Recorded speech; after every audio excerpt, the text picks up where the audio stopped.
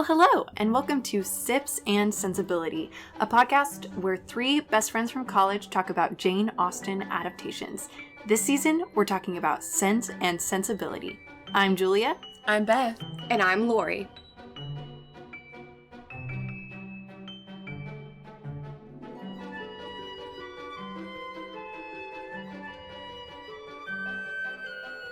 Today, we're discussing the modern Sense and Sensibility adaptation From Prada to Nada. So, ladies, what you sipping? Well, I actually don't know what I'm sipping because we're actually recording this episode here at my house. Yes. You heard that right. All three of us are actually together today to record. And this is a total and complete accident. It's just a super wonderful, happy accident. We had some technical difficulties when we were recording. And so we ended up recording in person on a visit that we had already planned for unpodcast related reasons. So I actually had Lori pour me a glass of house wine. And I don't know what kind it is. So, Lori. So, what am I drinking? You are drinking the rainbow can for people who don't care about the names and just want to go by looks. The rainbow can is the sparkling rosé. Oh, well, it tastes delightful so far. Thank you. Only a couple sips in. Whoa, that's 2 rave reviews for the Rainbow Target can wine, it seems like. Julia, what are you drinking? I am drinking the Kavita, I think I'm pronouncing that right, tart cherry kombucha. So, sometimes it's a Friday. I like to celebrate with a little kombucha action, which I feel like is really sad. But you know what? It works for me. So, speaking of things that are fruity, like kombucha, what did you guys think of this adaptation? I'm going to start with 2 opinions. Is this a bad adaptation of Sense and Sensibility? Yes. Is this also a bad movie? Mostly, yes. I think those are very safe statements. Yeah, I would 100% agree with you. I think it's probably a mostly okay movie. I don't know. The scale I feel like would be okay to bad. Not okay, not fully bad. This movie is like you're sitting on the couch. It's a Thursday night, not a Friday night. And, you're drinking some, okay wine, and you're just trying to put on something to mind blank. Yeah, I just want to be entertained. I feel like one thing that was a little bit odd about this movie to me was that it felt very much like, and Lori and I talked about this, an early 2000s teen movie or early 2000s rom-com, yet it was made in, I think, 2011. Mm-hmm. That's shocking. I definitely was thinking early 2000s. Yeah. I didn't look at the year. A part of the reason I knew it was 2011 was because Katy Perry played at the beginning. Which threw me through a loop. Gosh, that was one of my notes. The iconic Katy Perry California Girls song playing at the beginning. Beautiful. But I couldn't really quite place what time in my life I had heard that song. Well, I feel like we should explain a little bit of what this movie is. So, again, it is called From Prada to Nada, and it is about 2 sisters, and their father passes away at the beginning of the film, and he is a very rich man, and they have a really nice house. Or so they think. Dun, dun, dun. So, they did have to make some, some twists, I guess, to make it work for a modern adaptation. So, rather than all of the inheritance going to their brother, they actually found out that their father was bankrupt, so there's no money for them to even inherit. And a really great twist is that their brother, they didn't even know they had a brother. They have a half brother that they did not know about, and him and his wife actually buy the house to kind of help them out. Which is just a really interesting twist to me. I'm not sure why they felt it was necessary to make him, and this is their words, an illegitimate half-brother instead of just a half-brother. Mm-hmm. It was weird. They did a lot of things with this adaptation that I don't totally agree with. Within the first 10 minutes, it's complete flip-flop. It was oh, mom's dead, dad's alive. Okay. Yeah. Slightly different, and then, oh, nope, Dad's dead too.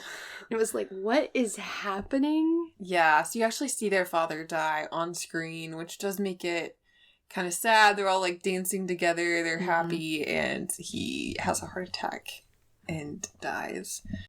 Again, this adaptation follows our two main sisters. Eleanor has a name change to Nora, and Marianne has a name change to Mary. And these two girls grew up in a very affluent area of California.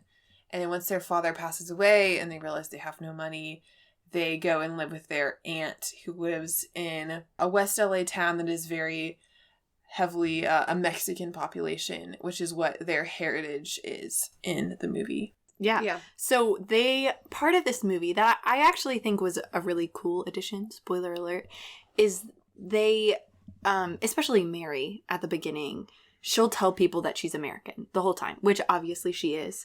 But she really does not identify at all with her Mexican heritage. And part of moving into this different area of town and moving in with her aunt, it really helps her come to appreciate her culture and her ancestors. And I think that's one part of this movie that is really cool. That's just an addition. So I really liked that, along with getting more representation in the film. Yeah, there's a very different take on Sense Sensibility in a lot of ways. And we had the same sort of romantic storylines. Nora falls in love with her brother's wife's brother, just like she does in the original story. His name is also Edward. And he is a lawyer, and Nora is an aspiring lawyer who eventually goes to work at his law office. And then Mary is a college student, and she gets a crush on her TA. Yes, she gets a crush on her TA, whose name is Rodrigo, and eventually ends up with a neighbor named Bruno, who is Colonel Brandon. Which threw me through a loop, because I don't know about y'all, but it took me about 30 solid minutes to figure out who exactly was who from the adaptation.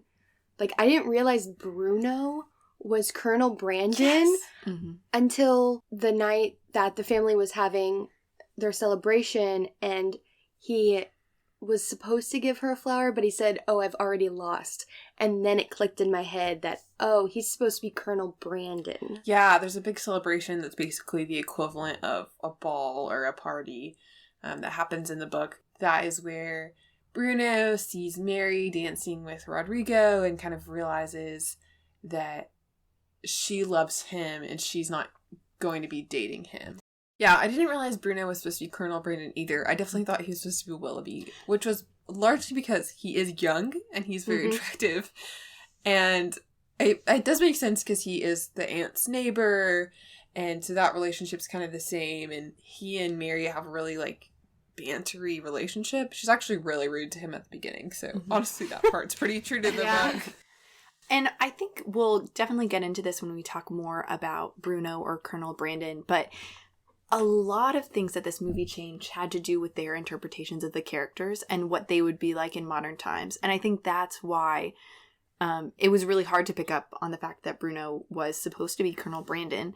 One thing that I just wanted to say, in terms of the vibe, the aesthetic of this movie, it is, like we said, very early 2000s rom-com. Bright colors, poppy soundtrack, a little bit cheesy, maybe a lot cheesy. The outfits are pretty iconic. There's a lot of, like, sweater dresses and things like that. But one thing I think that threw me off was at the beginning of this movie, one of the producers is Lionsgate. And I'm sure you guys have all heard of that production company. They've done a lot of big things. But I expected when I saw Lionsgate, oh, this is going to be a great movie. But I had to remind myself this was actually 2011, which I don't know if you guys remember this, but as a huge Hunger Games stan, I know that Lionsgate bought the rights to film a Hunger Games movie that was released in 2013, and that movie saved the studio. Because before that, Lionsgate was going completely bankrupt because they had a bunch of flops in a row. And this one was considered a flop based on the critics' ratings. Yeah, the critics' ratings on this are pretty rough. It has a 39 on Metacritic and a 41% audience rating on Rotten Tomatoes. So, needless to say, people weren't really huge fans of this movie. And I do understand that. Yeah. It was entertaining, but it wasn't really good. Like, I wouldn't have chosen to watch it again. I won't rewatch it. I think that if I had seen it when I was in high school, I probably would have liked it more. Mm-hmm. And I think that if this had come out maybe even 10 years earlier, it probably would have been a pretty big hit. Mm-hmm. So with that background information, let's get into talking about the characters. So first, let's talk about Nora Dominguez, who, as we said, she is the equivalent of Eleanor in this film. One thing that I did want to mention as we're talking about the cast, we all love that we're getting more representation, but the film does say that the two main characters are Mexican women, and we just felt like it was important to point out that both of them are actually not Mexican. Camila is half Brazilian, and the girl who plays her sister, Mary, who's played by Alexa Pinavega, Alexa is half Colombian. So Nora is played by Camilla Bell, who has been in a couple of things. She was actually in Practical Magic when she was a kid. What? Fun fact. Yeah. So what did you guys think of this take on Nora? I do have to say, I feel like in modern times, Eleanor as a lawyer really makes sense. It does. It really does make sense, like, her character-wise, but I don't know. This version was kind of iffy to me the entire time, and there's one key moment that just broke so far from the adaptation that almost made her character irredeemable to me, which is wild.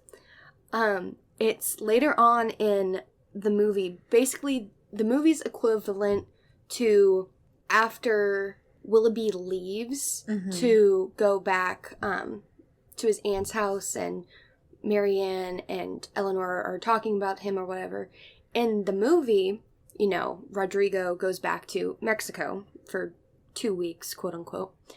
And Marianne asks Eleanor a question about dating him or something, and Eleanor goes, "Oh no, that makes you a whore." Yes. And I was like, not. What? Eleanor in the book would not call her sister that. Yeah, well, I have a lot of thoughts about Nora in this adaptation, but that scene specifically was really strange to me because Marianne was saying that she liked the comfort that Rodrigo could provide for her, which just brings up the further point that I'm sure we'll discuss when we get to Mary, but she basically was saying that she didn't really seem in love with him, and so it was kind of saying she wanted to be with him because he would buy her a nice house. So that comment still was not appropriate and was super strange. And really, honestly, this just felt like a fine character that had some similarities to Eleanor, but the spirit of this character did not feel like Eleanor at all to me. Yes, she was practical and sensible, but did she have that kind-natured spirit that Eleanor has? Was she looking out for the best interest of everyone in her life? No. I don't think she did. I love that she was helping the janitors and that she was working for, you know, I guess the greater good, but I just don't like her that much. Yeah, I feel like her goals would align with probably what Eleanor's would be. Like Beth was alluding to, she takes on a case as she's still a law student, but she starts working for Edward's law firm, or a firm that Edward is pretty high up in. And so she takes on this case with these janitors who have been unjustly fired, and she starts helping them out. That is definitely something that I could see Eleanor doing. But as you alluded to, she is really not very kind. When she meets Edward for the first time, she makes some kind of like cutting, rude, sassy-ish comments, I guess you would call them. And that just does not seem in keeping with Eleanor's character to me. She is unemotional to the point of being kind of like very blunt and pedantic, if that makes sense. And that makes her come off as a little bit unkind. And Eleanor just has such a caring spirit that it did not read well to me. The other thing that I thought was interesting was the way that they chose to portray Eleanor and Edward's relationship, Nora and Edward. It was very weird because basically what happens is they automatically fall in love. There's no Lucy involved at the beginning. Edward is at this party that we've talked about at her aunt's house. He kisses Nora. He tells her he's in love with her. Nora is drunk and tells him that she really admires him and respects him. And then when he kisses her, everything just changes. And she's like, oh, no, we can't do this, basically. She comes back to work the next day, and she's told that she's gotten a promotion. And then she just quits. And then all of a sudden, she's very hurt. And that's when she calls her sister a whore. And she's just very unjustly, in my opinion, unjustly hurt by Edward. Because he really didn't do anything. Nothing to really jeopardize her career at that point. He didn't overstep his boundaries because she was the one who initiated the kind of romantic talk. So I was just really confused by that. It's like they took the essence of what she was and then twisted it to their image of a very serious 20-something-year-old in 2010. Yeah. It was just strange. I didn't love that storyline for her.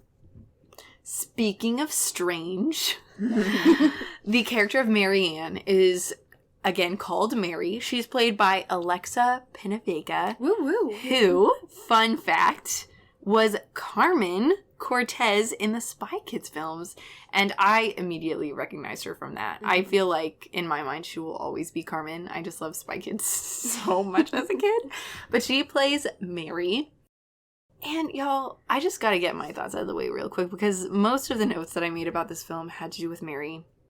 In this film, their version of a woman filled with sensibility and romance means super materialistic, super vain, and I just could not get behind that. The one thing that bothered me so much about this movie was that Marianne's introduction to and the beginning of her love for literature and the arts comes from her attraction to Rodrigo, who again is the Willoughby in the story. So basically, Mary admits in the story that she is not great at school. She doesn't like school at all. She has absolutely no interest in literature. And that just really bothered me because Marianne's love of literature and romantic things is just such a core part of her being. The thought that she would be drawn into that by a guy is just so bothersome to me. So ultimately, I liked kind of where her character went, but I just did not like the idea that in today's society, Marianne would become a super materialistic and vain girl. Mm-hmm. Yeah, I did not like this version of Marianne at all. The opening scenes of the movie have her going and trying on gigantic sunglasses and parading around with a Prada bag. Not exactly what I think Mary would be doing in the 21st century. For some reason, I see her more, I don't know, like light academia aesthetic. Yes. Like a theater major in college, maybe. Yeah. Or like English lit, super into books and all. Yes, that's what I was thinking. I was like, she would be a literature major. She would not be begrudgingly going into a literature class and then only paying attention because of a guy. That hurt me. I do kind of like the fact that at the end, at least to me, she did seem changed. Like, at the beginning, like you said at the beginning of the podcast, she was not really acknowledging her Mexican heritage. And at the end, she was almost fully embracing it. Yeah. If not fully embracing it, which was good character progression. Thank you. But yeah, her whole relationship with Rodrigo was very weird.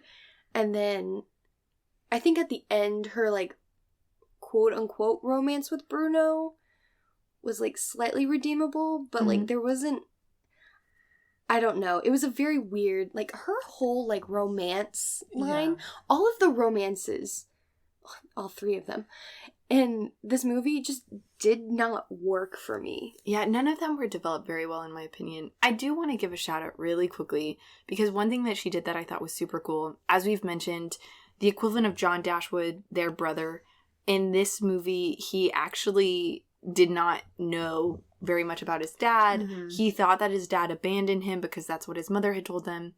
But at Edward's engagement party, which obviously that doesn't happen in the book. But there's an engagement party for Edward and Lucy after he and Nora have broken up. And Mary takes that time to deliver just a huge stack of letters that his dad wrote for him. And I really appreciated that because I thought that was definitely something that she would do. And I'm not sure why Nora in the film found the letters that her dad wrote to his son and really did not want him to see them for some reason, which again, that was a weird choice. But I really appreciated the fact that they gave Mary that kind of redeeming moment where even though she doesn't love her brother because he stole her childhood home and all of that, she still feels like it's really important to help him know the truth of his relationship with his father. I will say the one good thing out of this film, I liked their brother. I actually found him redeemable because his wife was, I can't think of a nice word for her. A lot is putting it mildly. But she clearly wore the pants in that relationship. But he wanted to interact with his sisters. He wanted to help her.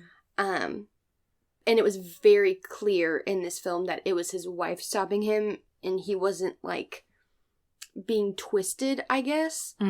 So he wasn't using her words as an excuse. Exactly. He actually wanted to help. Yeah. Yeah, the thing about Mary, and this is just my main takeaway, that she just felt really whiny. And then her love stories were just so kind of unbelievable, like you said. Another, kind of weird thing that they did to tie in Mary Ann's walk in the rain to Moore and Willoughby, because, fun fact, in this adaptation, Willoughby's been married the entire time. Dude, that made me so mad. She finds... So basically, I guess the equivalent of that ball where Mary Ann finally gets spurned by Willoughby is Edward's engagement party. Yeah, it's really weird. The timeline in this movie doesn't really make sense. Yeah, it's very off. Mary sees Rodrigo at the engagement party, and she thinks he's been in Mexico for weeks and weeks, and he has told her that he's going to buy her childhood home, and then she sees him with another woman, and he says, "Oh yeah, this is my wife." Nothing's wrong. And then just, aside from the fact that he's her TA, obviously that is an inappropriate relationship that should not be allowed. Clearly. Obviously it was manipulation. And that really, really bothered me when you find out he's married. So Rodrigo just casually introduces his wife to Mary like it's no big deal. And in the moment, of course, she's just shattered. She is totally shattered. And aside from the fact that a relationship with her TA would be completely inappropriate, you just know from that moment that it was entirely manipulation. He has no feelings from her, which of course is a bit of a divergence from the book, I think. A bit? I would say a lot. A lot of a divergence. It was just a sex thing for him, is what it felt like. Yes, yeah. And that just, obviously that crushes her. And then there's this cherry on top. That one thing that Mary has in common with Mary Ann is that she just absolutely adores her childhood home. She really loves it. And that's kind of where you see a little bit of her romantic sensibilities, I think, in this adaptation. And Rodrigo tells Mary, and his wife tells Mary, that Rodrigo has convinced his wife that they should buy Mary's childhood home, which she had asked him to do with the thought that they could grow old in this home together. And then she discovers that he's bought her home, but not for her. It's just, it's heartbreaking. And then she leaves, which, let me say, that exit was wild. Gets into her car. Car has so many issues. Also, it's raining, so I guess that's their attempt to tie in the book. Stay true to the source material. And through the course of, getting out, trying to fix her car, and getting back in, basically she ends up in a massive wreck and ends up in the hospital. That wreck, it scared me. The window just shatters on her face. Yeah. It was a lot. I feel like her recovery though was a little bit too fast. Yeah. And also Bruna didn't come, which was really weird because that felt like such a big diversion from the book that he wasn't there for that. I think they tried to make up for that by making him build the wheelchair ramp. That was his, like, quote-unquote thing that he could do, because he couldn't go and get their mom because their mom's dead. Yeah. Which, that weird plot device kind of threw everything into a tizzy. Yeah, well, it's just so different, you know. A lot of the things I felt like from Emma when we talked about that could be more easily adapted. But I think Sense and Sensibility was so much about the conventions of the time. Mm-hmm. And so the way that things had to change with, you know, their father actually being bankrupt and not having any money, and then the brother buying the house, and then he was actually married. It wasn't like he was leaving because he needed money and so he got engaged to someone else. There's so many things like that just felt like there had to be more change because of the conventions of the time. Right. So the actor that plays Willoughby, or Rodrigo, is named Kuno Becker. And he's not been in a lot of American films, but he's been in a lot of foreign films since then, including the film From Mexico with Love. So, Lori, what did you think of Rodrigo? I feel like we've kind of already revealed our opinions. Yeah, that's putting it mildly. He wasn't Willoughby. Let's be clear. I mean, I guess if you want to look at the very surface level analysis of Willoughby, then I guess, yes, it checks off the boxes. Some of the boxes. One box, I think. The betrayal at the end. But, yeah, he just wasn't Willoughby. So I think the one tie-in that they made, Willoughby, as we said, was her TA in an English class. And he comes into her English class and gives this really impassioned speech about a book they're reading, and it makes Mary fall in love with him and literature. They have this kind of discussion. And honestly, one thing that we can give to Rodrigo is he is also Mexican. And so his love of his culture and his connection to his culture really does drive Mary to appreciate her culture a little bit more. So you definitely see his influence on her in that way.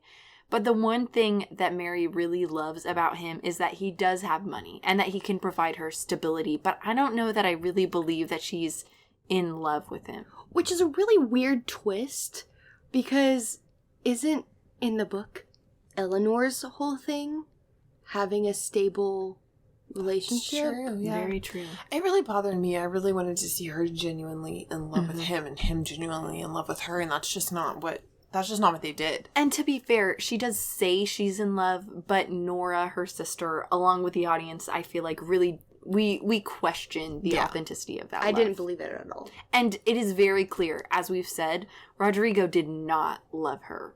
It was just an affair for him, which I feel like really, gosh, that was rough. So let's talk about a better man. Let's talk about Bruno, who is Colonel Brandon in this film. He's played by Wilmer Valderrama, who, his accent, he's got quite the presence. But Wilmer Valderrama has been in quite a lot. A lot of you, I'm sure, know him from playing Fez in That 70s Show, and many of you know him from playing Torres in NCIS. So how did you guys feel about Bruno in this film? You know, I really did like him, and I saw him as a good match for this version of Mary. I think her growth, it makes a lot more sense than it may make in some adaptations of Sense and Sensibility. Yeah. For the two of them to end up together and for them to genuinely be in love. Now, I don't feel like he captured the spirit of Colonel Brandon and his betrayal. Very different. No. Yeah, I feel like the acting was great. The scripting was maybe not as great. So he is kind in the way that he is very sacrificial and is constantly doing things for Marianne's family. Or excuse me, for Mary's family. He's constantly doing things for Mary's family. But he's not kind to her. I mean, they kind of have this whole like bantery, antagonistic almost sort of relationship. So it is weird when they do make that romantic connection. And I did love him and the party scene where he brings her the flower and then he's really disappointed. Sad. He's saying like, I lost, like, you know, she's with someone else. But he's just not Colonel Brandon. He's not capturing that spirit. And he's so much younger and there's just a lot of difference there. Yeah, he really doesn't have, and this is me after saying I don't like the age difference for how many episodes of this podcast. He doesn't have the maturity level I guess, that quote-unquote normal Colonel Brandon would have, but I guess in the lens of this film, and the fact that they're obviously trying to direct this at, like, an early teen audience, which is very clear throughout the entire thing, I guess it makes sense how mature he is for his age in the context of this film, if that makes sense to you. And I think one major difference is just the first impressions that they would have of each other, right? Like, we've already talked about, Mary is very different from Marianne. She's kind of spoiled and vain. And Bruno, when she first sees him, Mary's just very creeped out by the neighborhood she's moving into. And she's scared of Bruno. So he doesn't come across as that kind of gallant gentleman that we're expecting. And he is that. But Mary just really misjudges him. One thing that I do feel like we get from this adaptation is, and you've said this before, Beth, but Wilmer Valderrama played the small, quiet moments really well. Like, at one point, he fixes her rear view mirror in this, like, junky car that she's had to buy without even telling her. But you really, honestly, the one thing that I feel like is weird is you have no idea what he sees in her from the beginning of the movie. Because she's just kind of so spoiled and treats him so rudely that you really don't know what he could possibly connect with her about.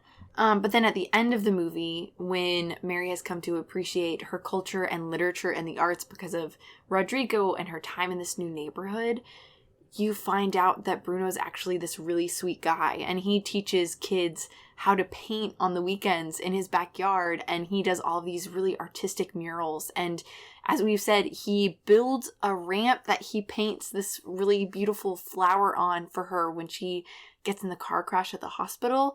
And at the end of the story, Mary's kind of gone through this small character development where she really appreciates that. And then they just kind of automatically fall in love together. But it is really quick. And I do really feel like it's definitely a diversion from what Colonel Brandon's character is in the story. And you definitely don't see why they would at all like each other, or why Bruno would at all like Mary. That's true. Because of her new character in the story. Yeah. I do think it's kind of a typical rom-com romance. It has a lot of those same characteristics that you don't necessarily see in the classic story. But I do think, I know you said that he is not as much of a gallant gentleman. I do think that we do get a gallant gentleman in this adaptation in Edward. Oh, yes, definitely. So Edward is played by Nicholas D'Agosto. He plays Dr. Graham Maddox on Grey's Anatomy, which is fun. This was not Edward. It wasn't. It wasn't Edward. I have so many thoughts. I gasped, but I'm really not shocked that you said that. I don't know why I gasped. Like, everything... Okay, first off, can we just say this Edward is not socially inept at all. No. Not shy. No. At all. He kisses Nora, like so right off the bat. The main thing to me was, like, he has a purpose. That's the main characteristic of Edward. He is purposeless, and he is awkward in the book. And you get that kind of, like, I don't really know who I am yet or what I want to do. And in this, it's like, he's very driven and charismatic, which is just not how he is in the book at all. I think the other main divergence from Edward's character is that the entire timeline of his relationship with Lucy is off. As we know in the book, he's secretly engaged to Lucy the entire timeline of the story. He was engaged to her well before he met Nora. And what happens in this story is, as we said, he gets kind of a vibe from Nora. She starts complimenting him. He kisses her, confesses his love. And then we have no context for how long this takes, I just have to say, which really threw me off. Yeah.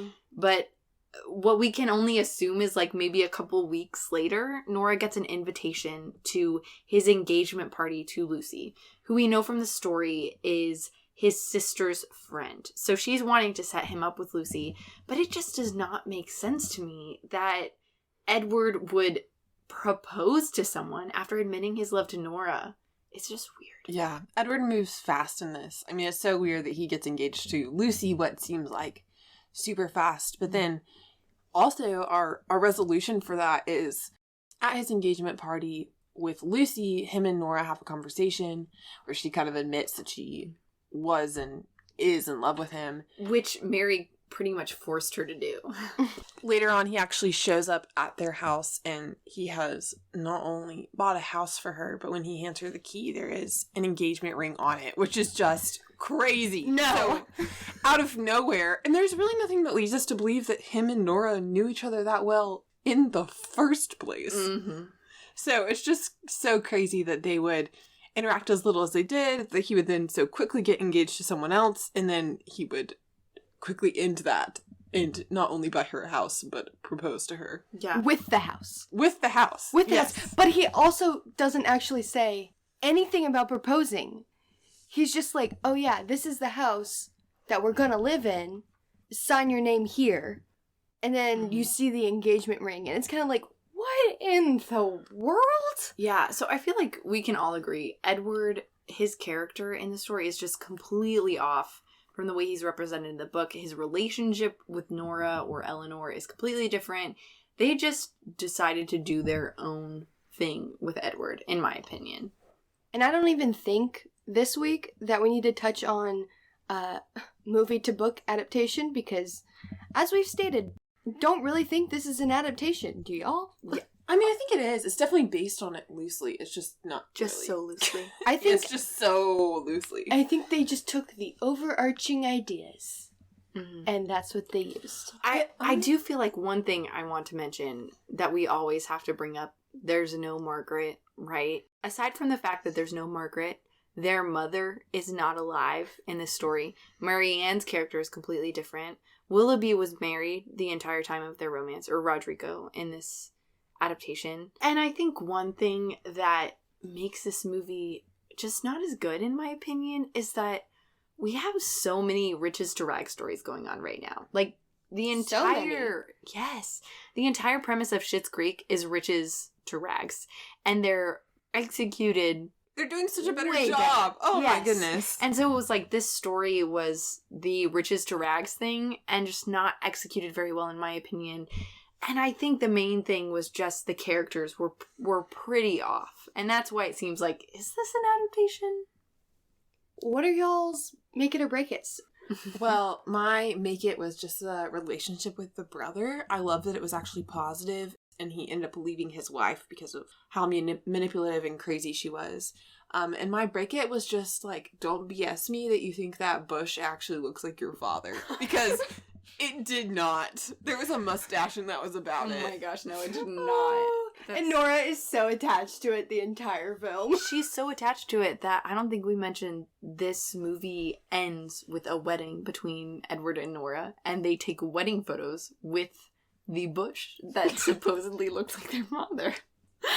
But, you know, however you want to grieve, I don't feel like I should disrespect that. So my make it, this is, I feel like, out of the blue. Mary's outfits, very 2000s chic. She has this, like, long sweater shirt that she wears. And it just kind of brought me back to this nostalgic time where there was, like, no pandemic and we listened to Katy Perry and, you know, things just seemed... I was in high school, no cares in the world. So that was fun. I also, honestly, as much as I didn't feel like Bruno was a great adaptation of Colonel Brandon, I really did like his character. And I loved seeing his kind heart be revealed throughout the course of the film. My break it was just... Oh my gosh. It was so much. But if I have to pick one thing, I would say the way that they adapted Mary Ann's character into the form of Mary. It's nothing against the actress. I did enjoy the character development that we saw her progress through, but just them deciding that Mary Ann's sensibility in 2011 would mean consumerism, materialism, vanity. I really did not like that. Yeah, I completely agree with all of that. I think my make it is the lens, I guess, through which this film was made. The fact that it was kind of more of a Hispanic family story, more so than it was Sense and Sensibility. As someone who is not Hispanic, I liked it and I thought it was very well done. I didn't think anything was super cliche. Again, I'm not Hispanic, so I can't really say to that. But I did enjoy it. My break it, I will say, this is not an adaptation to me. Like, it feels like they found inspiration in a source material and then never looked back at the book. They looked at the spark notes and that's about it. Well, Lori, from this, as you would say, not adaptation, who would you choose to date? Well, out of my shining cast of men, I Wow, will that was say... very sexy. I think only one really stands out to me as high quality with, I guess, actions that I would like. Because, let's be real, spoiler alert, it's not Edward. You don't propose with a house when you're not in a relationship. That's just weird. Note for Lori's future husband. But for this adaptation, I think I would choose Bruno. How can you not choose Wilmer Valderrama? I'm not surprised because of your deep love for NCIS. Yes. That and the fact that he does look good fixing a car. This is true. Ladies, how was your beverage this evening? You know, I feel like kombucha really always hits the spot for me. The cherry flavor, real good. Never have a problem with that. I know, Lori, you can agree with me. This is true. It's got some nice little bubbles. It's real tart. So it's really good. I mean, I'm not going to lie. I've had this drink like a bunch before. So I knew I would like it. But if you guys want to try out the Kavita Tart Cherry Kombucha, I would definitely recommend it. Yeah, I really enjoyed my house wine, the rainbow can, whatever flavor Lori said that was. It was great. I did pretty much finish it. There's one sip left, but my main takeaway is that they're not kidding when they say that they pack half a bottle of wine into one can. So, I totally agree with Beth. Y'all already know how much I enjoy house wine. Highly recommend it. Well, ladies, it was such a joy to actually record in person with We're you. together! It's so wonderful. And I just do need to give a personal shout out to our friend Emily, who came in halfway during this recording and has been sitting in silence while we have wrapped up. Big shout out to our friend Emily. She is the real MVP of this podcast episode. It's for sure not the movie From Prada to Nada. And honestly, she's the only person I know that I feel like could have done that successfully. So hats off to you, Emily. Yes. This is true. And so I just want to give everyone a reminder to please rate and review the podcast on Apple Podcasts. It really means a lot to us. We have some really sweet reviews, and it's just such a joy to read those. And go ahead and give us a follow on Instagram. We are at Sips and Sensibility Pod, and you can like our Facebook page. We are Sips and Sensibility. So now it's time for the shout out, you guys. And as you know, in the most recent episodes, I've been asking you guys to guess who Lori would date from the adaptation. So a couple of you actually successfully guessed Bruno. I'm proud. Yes, good job. You guys you're learning Lori's taste. So our shout out this week is What Nina Read. She has a Bookstagram account. So you can find her on Instagram at What Nina Read. That's WhatNinaRead. So check her out for some really fun book recommendations, and thank you for listening, Nina, so much. We really appreciate it. Next time, we are watching Sense, that's SCENTS, you know, like the things you smell, and Sensibility. You can find it on Amazon, and you can watch it with a free Hallmark trial. And until next time, keep on sipping, y'all.